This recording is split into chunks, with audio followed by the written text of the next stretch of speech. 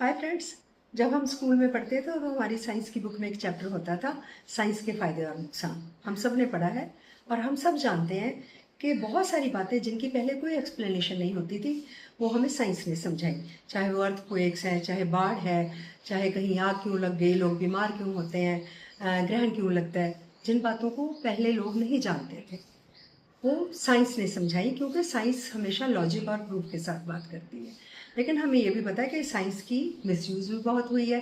World war में जो nuclear bombs बने वो भी साइंस की नॉलेज से बने, और हमें पता है कि उसने कितनी तबाही भी मचाई।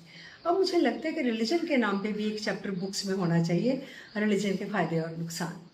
रिलीजन जब बना था इसलिए बना था कि वो हमें सही रास्ता दिखा सके। जो रास्ता पेशेंस का रास्ता है, ऑनेस्टी का रास्ता है, सच्चाई का रास्ता है और प्यार का रास्ता है। कभी भी किसी रिलीजन ने आपको कुछ गलत नहीं सिखाया था। रिलीजन आपके अंदर की एक आवाज़ थी, आपके अंदर की एक रोशनी थी, आपकी ज़मीर थी, जो आपको सही और गलत में डिफरेंस सिखाती थी। रिलीजन का पर्पज़ ये था। लेकिन रिलीजन को कब आप में से जो शातिर लोग थे उन्होंने अपने फ़ायदे के लिए यूज़ करना शुरू कर दिया, हमें पता ही नहीं चला।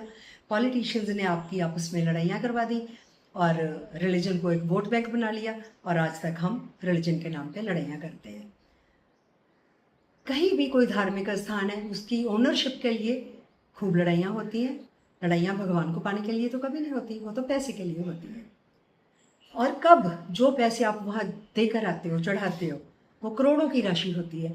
कब उसमें घोटाले हो जाते हैं, कब वहाँ चोरियाँ हो जाती हैं, कब उसमें गबन हो जाते हैं, हमें पता ही नहीं चलता। कब सो कॉल्ड गॉड मैन जो अपने आप को कहते हैं धरती पे रहते हैं, वो कहीं अपनी दुकान खोल कर बैठ जाते हैं, एक बिजनेस बना लेते हैं, आपको लूटते हैं और आप बड़ी खुशी से अपना सब कुछ उनको दे देते हो। वो खूब हंसते हैं, उनके बैंक बैलेंस खूब बढ़ जाते हैं और आप कंगाल हो जाते हो, आपको पता ही नहीं चलता।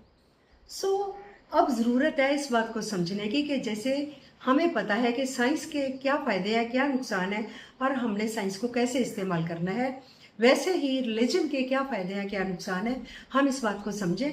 और रिलीजन को जिस पर्पज़ के लिए बनाया गया था, सिर्फ उसी पर्पज़ के लिए इसको यूज़ करें।